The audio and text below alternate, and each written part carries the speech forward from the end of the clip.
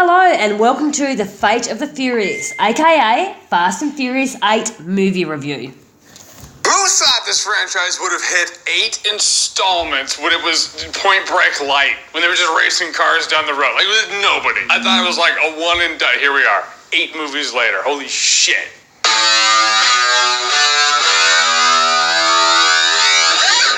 The Fate of the Furious. So The Fate of the Furious is the 8th film in the Fast and the Furious franchise, and this one looks like Dom Toretto has gone rogue. He has gone against family. Yeah, dude was always big on family, and then he runs across Charlize Theron, who's like, yeah, you're gonna work for me, and somehow she has something on him. So now he's working for her, doing heists for her, and his old crew's like, no, we can't turn our back on Dom, we need to find out what's up. So now they gotta take on the one thing they are no match for. Dom Toretto. A street racer from the original Fast and the Furious movie. Really, it's one of those things, I always look at these movies, I'm like, what makes him a badass? Dude was racing cars. Like, I hear people doing that a few blocks from my house. Like, what, are they gonna save the free world? This is not Vin Diesel from Triple X. This is Vin Diesel from Fast and the Furious. It doesn't matter. Because the movie commits to its absurdity. It knows it's absurd. It knows what it is. It lives it up. It delivers a pretty fun movie for it. And somehow it works. Dude, we have like submarines versus cars. This movie knows it's not Macbeth. It's not trying to be Macbeth. At a point they were like, yeah, right, so the street racing thing, it's gonna get tired, it's gonna get old. And apparently it is, because people don't care. What do we do? Right, make it a heist movie. Why would we stop there when we can make it a ridiculous heist movie? That's what I can say is this movie's fun. The action in this movie is fun. If it's not guns being shot at cars or rockets being shot at cars, blowing cars up and over themselves, it's The Rock beating the shit out of dudes. I mean, the hits when The Rock is going toe-to-toe with a group of people. These guys are getting hurt, and they're getting hurt bad. There's something really gratifying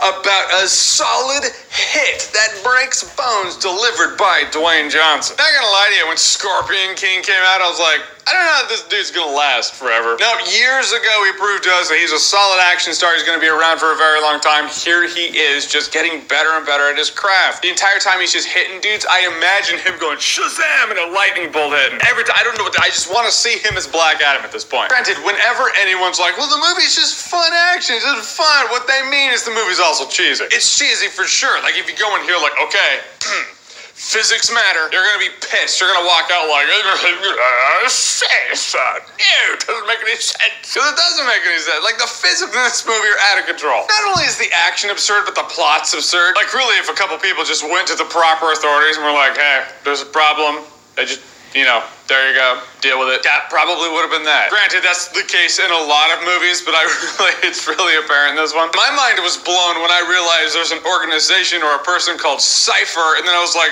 who? Cypher and hacking and what? I was waiting at a point in this movie to be like, okay, this is going to be a Metal Gear Solid tie-in. This is it. It never happened. I will say, on an emotional level, this movie does surprisingly deliver. I mean, there's an emotional time in the last Fast and Furious movie with the whole Paul Walker goodbye thing. I thought they handled that brilliantly. It's different than that, but there are a couple times on an emotional level I was like, hey, this movie is trying and even succeeding. Guys, in the end, Fate of the Furious is the rarity, in which case the 8th installment of a franchise is still entertaining. If you're a physics nut and you need the action, car chases, submarine fights, Humvee versus car fight, if you need it all to make sense, it's not going to. But if you can enjoy some of that James Bond absurdity, enjoy the fights, enjoy the characters, and enjoy the new conflict in this franchise among the characters, I feel like you can walk out of this movie having a good time. In fact, a very good time, no alcohol required. Alright guys, so Fate of the Furious, have you seen it? What did you think about it? What's your favorite Fast and Furious movie of all time thus far? You have a few to choose from. Whatever it is, whatever you think, comment below, let me know. And as always, if you like what you've seen here and you want to see more, click right here to see